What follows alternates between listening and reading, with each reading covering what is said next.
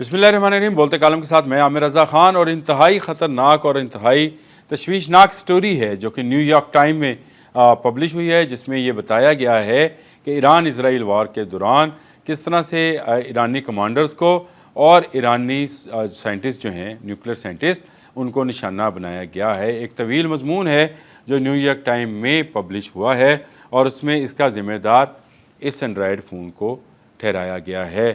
ये वो New York time की स्टोरी है जिसमें ये बताया गया है कि किस तरह से ईरानी जो आला क़यादत है, आला फ़ौजी और न्यूक्लियर क़यादत को निशाना बनाने की कोशिश की गई है। डॉक्टर फरजाना का ये आर्टिकल है जिनका तल्लुक़ भी ईरान से है, लेकिन अभी वो ईरानी नज़ाद हैं, किसी और मुल्क में मुकीम है, लेकिन उन्होंने पूरी स्टोरी को पूरी इन्वेस्टिगेशन के साथ लिखा है। उन्होंने 16 जून को एक वाक़या भी लिखा है जिसमें ईरानी सदर समेत तमाम सिक्योरिटी कौंसिल की एक मीटिंग थी। मसूद पज़ेश्कियान वहाँ पर मौजूद थे और इस दौरान इजराइली जहाज़ों ने उस बंकर का, जो कि 100 फीट पहाड़ के नीचे बनाया गया था, उसके दरवाज़ों पर भी बमबारी की थी। स्टोरी के मुताबिक वहाँ कोई जानी नुकसान तो नहीं हुआ, लेकिन एक बड़ा अक़दा ये खुला कि यहाँ तक रसाई जो है किस चैनल्स के ज़रिए इसराइलियों को हुई या उनको इस मीटिंग का किस तरह से पता चला। जिस तरह से इस मज़मून के मतलब मैंने आपको बताया कि ये मज़मून जो है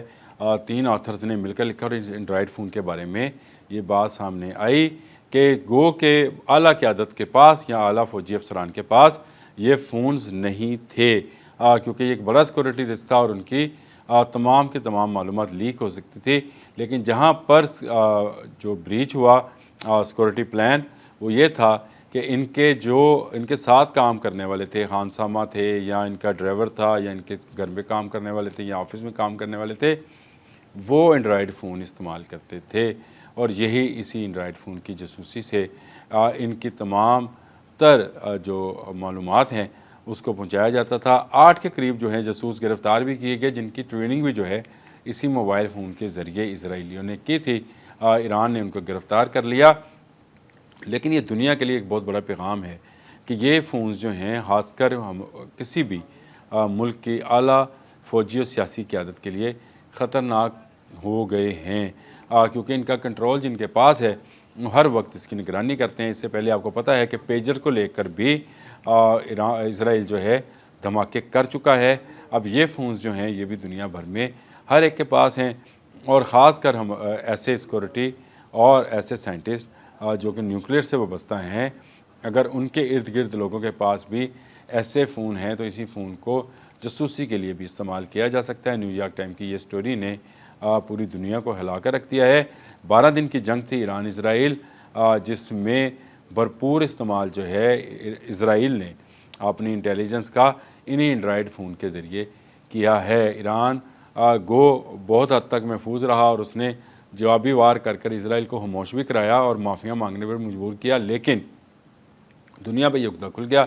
हम भी सोचा करते थे कि इतनी आला क़यादत और इतने आला साइंटिस्ट जो हैं, क्या इतनी आसानी से टारगेट हो सकते हैं? कैसे ये सारी इंटेलिजेंस जो थी वो इसराइल तक जा रही थी? तो इसराइल तक ये सारी इंटेलिजेंस पहुँचाने वाला ये फ़ोन है जिसको हम एंड्राइड फ़ोन बोलते हैं। ये फ़ोन जिसके पास भी है उसकी लहरें जहाँ जहाँ से भी आ जा रही हैं, वो अपने पैगाम रसानी इसमें से कर सकते हैं। इसको ब्रीच किया जा सकता है, इसके नेटवर्क को तोड़ा जा सकता है और इस नेटवर्क को अपने लिए इस्तेमाल भी किया जा सकता है। और आपको पता है नेटवर्क जो है, वेब जो है वो जाल ही है। तो ये सारा वो सिस्टम जो है ये फैला दिया गया है दुनिया भर में। अब हम इसके बगैर रहते भी नहीं हैं, लेकिन यही एंड्रॉयड फ़ोन्स जो हैं वो बहुत ज़्यादा ख़तरनाक भी हैं, ख़ासकर आला फ़ौजी और सिविलियंस जो अहदेदारान हैं उनके लिए। और ईरान इसराइल वार में ये बात साबित हो चुकी है कि उनकी जासूसी जो है वो इसी ने की थी।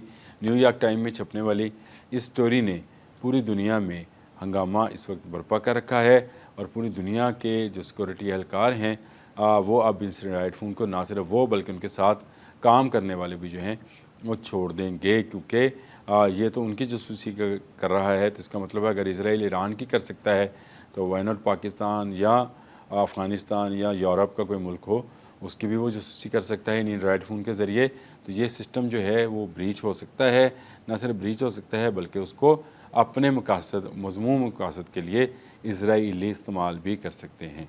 अब तक के लिए इतना ही। अल्लाह हाफिज़।